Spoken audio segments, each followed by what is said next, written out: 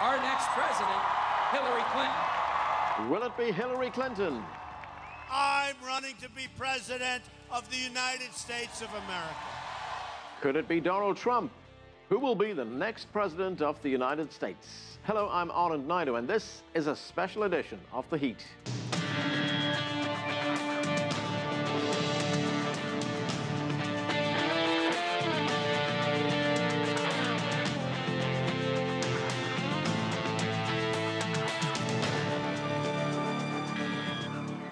Very soon now, America and the world are expected to learn who the next president of the United States will be.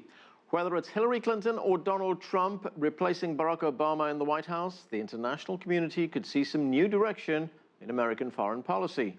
What will the next US president mean for major world issues like the war in Syria and the fight against ISIL? What will happen to the Iran nuclear deal? Will it be Clinton or Trump dealing with Russian President Vladimir Putin? And what about the important relationship between the United States and China? Over the next hour, we will explore all of this in a special edition of The Heat, but we begin with CCTV's John Gilmore, who recaps an election campaign that's seen more twists than a Hollywood movie.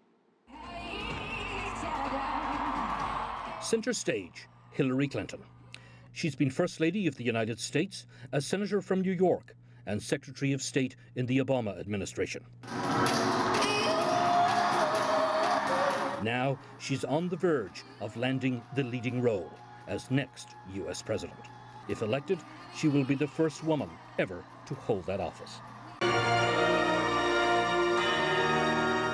Cue her opponent, Donald Trump, the brash billionaire businessman battling to defy the odds. Clinton and Trump have gored each other in one of the roughest fights in American presidential history. Hillary Clinton is the most corrupt person ever to seek the office of the presidency. The facts show he has stiffed American workers. He has stiffed American businesses. Despite the personal attacks, there are policy differences. Trump promising to deport millions of undocumented immigrants, trashing U.S. trade deals, and blasting what he calls a rigged establishment. On November 8th, we are going to Washington, D.C., and we together are going to drain the swamp. Meanwhile, Clinton is offering stability and is calling for a fairer America. An America where women are respected, where immigrants are welcomed, where veterans are honored. On foreign policy, Clinton says she's best to direct America's role in the world and warns that Trump is too big a risk. His cavalier attitude about nuclear weapons is so deeply troubling. That is the #1 threat we face in the world. But Trump, who has no experience in government, promises to make America great again. Peace through strength. Both candidates are intensely disliked and not trusted by a large percentage of voters. Whoever wins will enter the White House as one of America's most divisive presidents. John Gilmore, CCTV, Washington. And joining me now here in the studio is Frank Sesno. He is the director of the School of Media and Public Affairs at the George Washington University. He's also a former CNN bureau chief, anchor and correspondent who's covered U.S. politics and the White House. Joining us from Los Angeles is Cenk Uygur. He is the founder, CEO, and host of the Young Turks, an online news show with a large international audience. Thanks to both of you for joining us.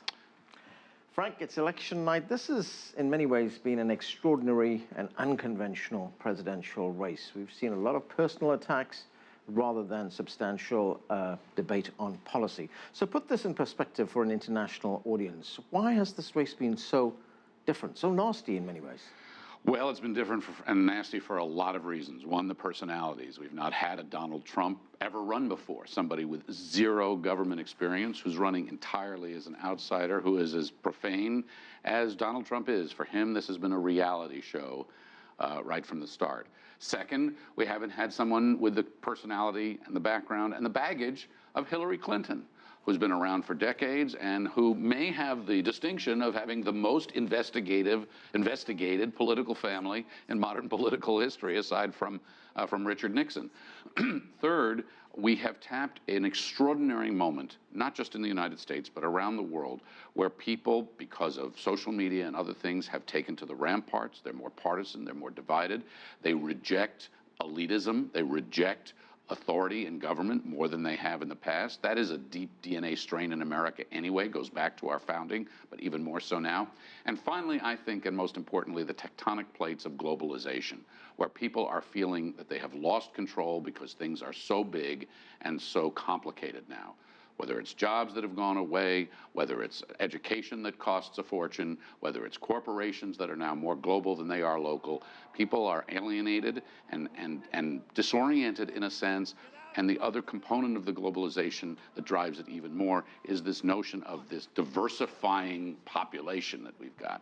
And so there's just so much change, and change has been very difficult to absorb with these economic forces and all at the same time. Throw the personalities into the mix, and that is a combustible stew, and that's what we've had.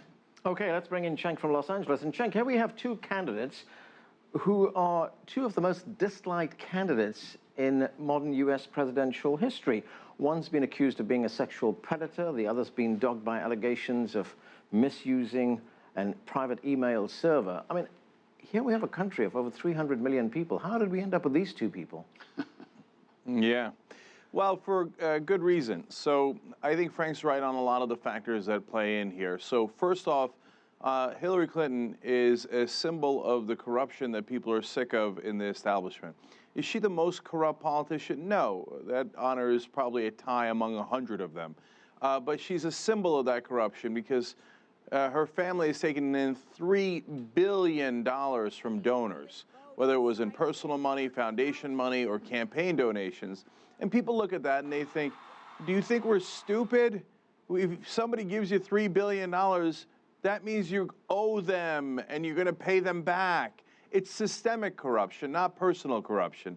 So they look at that and they go, oh, God, that's the same old establishment that's been crushing us. It's the politicians in bed with the multinational corporations that lower our wages, that lower our opportunities for jobs. Now, on the other hand, you've got Donald Trump. He's got guys, his supporters chanting USA, saying that Zionism is the biggest problem in America. And so he's unleashed this Balrog of hate, and it's because people are so sick of the establishment, they're looking for some sort of populist alternative. And of course, populism can lead in a positive strain if you say, hey, let's overturn the system and work for the American middle class, or it can lead in a really ugly, hateful direction as Donald Trump is taking it. Let's take a look at the mainstream media's role in this. Donald Trump has bashed the media. He says that they are not credible, that they're biased in favor of Hillary Clinton. Let's take a listen to what he had to say. Without the media and without the press, Hillary Clinton would be nothing. She'd be nothing. Zero. What can we say about the media? I mean, on the one hand, a lot of analysts say, look, the media is responsible for putting Trump where he is today. On the other hand, he says they're biased. Well, maybe everybody's wrong and everybody's right. Right. The media did not put Donald Trump where he is today, but the media helped propel Donald Trump to where he is today. The media are not responsible for the vast disaffection in the United States and around the world today, but they amplify that disaffection and sometimes feed it. Cenk, when we look at these candidates, as we pointed out, they disliked candidates. And if you listen to what Donald Trump has said, talking about deporting millions of undocumented immigrants, talking about building a wall on the Mexico-US border, talking about not allowing Muslims to come into this country. I mean, these are bizarre things that he's been saying, bigoted things that he's been saying, yet he has such a lot of support in the country for that. I mean, it resonates with a big part of the population, doesn't it? It does. Well, I think there are two factors here. Funny enough, Hillary Clinton was the most right for the speech she was most criticized for. That's the basket of deplorables speech. In that speech, the part that's forgotten is she said about half of Trump supporters are right to be angry. And she's right. So a lot of those guys think, well, I now have a job at Walmart. I used to have a decent job in an assembly line, and I used to be proud of my job, and I wanted to pass it along to my kids. Now they can't pass it along to their kids. They're stuck in a minimum wage job. They got no respect left for what they're doing. Now, Donald Trump has misdirected their frustration and anger towards the most powerless people in the country. He keeps saying the system is rigged. Who rigged it? The guy who just crossed the border from Mexico? Of course not. He's got no power. The people who rigged it are Donald Trump's supporters. So he's taken that anger and put it in the wrong direction. Now, half of Trump's supporters, on the other hand, are really deplorable. They are racist, they are bigoted, they are sexist. And so when Trump says those things, they're not supporting him despite the fact that he said these terrible things. They're supporting him because he said those things. The number one thing you hear from his supporters is, oh, finally somebody's saying what I've been thinking. Well, that tells you exactly what they've been thinking. Right. There's a very important point that you make there that I think we need to hover on for just a moment, and that is this idea about the jobs that have gone away, the pride that you used to take. You know, you thought you were going to pass your job down to your son. This has been happening for a long time, for decades in this country, the steel industry, the auto industry, other industries. And the big part of this anger out there that we almost didn't engage at all is, what does this really mean? And what do we do about this? Most of these jobs, despite what Donald Trump has said during the campaign, what he said during the campaign, they are not coming back. They've been replaced by globalization. They've been replaced by technology. So what is the future of work? What is the role of the government to help people get to work again? This is a trend that's going around the world in one form or another. What will be that future? That's the kind of conversation that it would have been nice to have had during a campaign, where you would have liked to have challenged your candidates. Okay, Mr. Trump, Ms. Clinton, what are you really going to do to bring those? That conversation almost did not happen at all, and that is a real loss. That's right, but I just want to add one thing. Look, the reason that this anger is bubbling up right now is because the establishment is what created this situation. They take tremendous amounts of money from multinational corporations. We've now legalized bribery in America. We call it campaign donations and independent expenditures. So they give millions, in fact, billions of dollars to politicians. And then what do the politicians do? They rig the rules so that the minimum wage is incredibly low, so that they've got offshore tax havens. They've got every incentive to offshore the jobs. And the list goes on and on and on. Yes, the system is rigged. It is rigged by the establishment because they've been bought off completely by these powerful interests. So then the American people, when they're mad, we shouldn't be surprised. The media never told you about it. Unfortunately, the giant corporate media is part of the same problem. They're also part of multinational corporations. And so they don't want the American people to know. But guess what? They do know. They know it in their gut. And so when you try to lie to them, one of the results is you get a guy like Trump who comes in and goes, okay, great, hand me that anger and I will head it in the exact wrong direction. Well, I don't buy on quite so much to the total conspiracy theory. I mean, I think there's plenty of corruption, endemic corruption, systemic corruption, as you say. But the other thing that's happening, and that's what's bigger than this, and that's why this conversation about everything is rigged really robs the country and the world of a smarter conversation. There are trends. Forget what anybody says, does, pays to whom, that are just changing jobs. Go to the steel industry. Look at the steel industry. What it used to take thousands of men and women, mostly men, to do and to make, robots and automation now. Those jobs are not coming back. That has nothing to do with the rigged system. That's just the way of the world. So this is a very complicated thing, and I don't... So, yeah, Frank, I hear you on that, and you're absolutely right about that. But I don't want anybody to mistake what I'm saying, okay? This is not a conspiracy where somebody does it in a smoke-filled room. The conspiracy is out in the open. We allow a campaign system where they're allowed to give millions of dollars to politicians. So of course the politicians work for them. Everybody knows that. So that's what keeps the wages low. Right. I'm not saying the steel jobs are coming back, but I am saying that our representatives don't represent us. They represent the people who give them millions and billions of dollars. Of course they do. That is what I mean when I say it's rigged. It's wide out in the open. So, Frank, back to a question that you posed, and that is, what happens next? What happens tomorrow? We hear this anger, this frustration, these grievances. Hillary Clinton says she wants to heal the country after the election if she becomes president. Let's take a listen to what she said. I believe with all my heart that we will, after this election, get together to help heal the divides that have sprung up and are so painful among us. Here we have a deeply divided country. Can a Clinton president or a Trump president really rally the country behind them, bring the country together? They will rally some. There will be some people, many people, who are so sick of all of this that there will be a desire to come together at some level. But there is no chance, virtually no chance, that anybody is going to bring this country together in a powerful, compelling, it's a, first 100 days, honeymoon of a president, the president's got 80% approval rating. There's not a chance.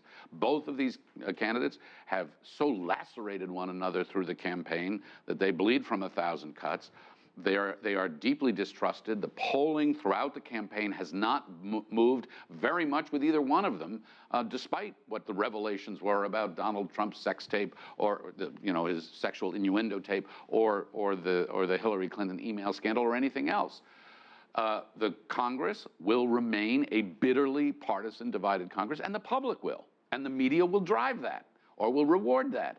So I think there is not much chance that, given this cast of characters in this moment in time, that you're going to see some gigantic kumbaya moment where everyone's going to hold hands, sing songs, and we're going to have a united America. We'll survive it. We'll survive it. That's part of the dynamic of this country. So let's not carry that too far. But it's not going to be a united, happy place.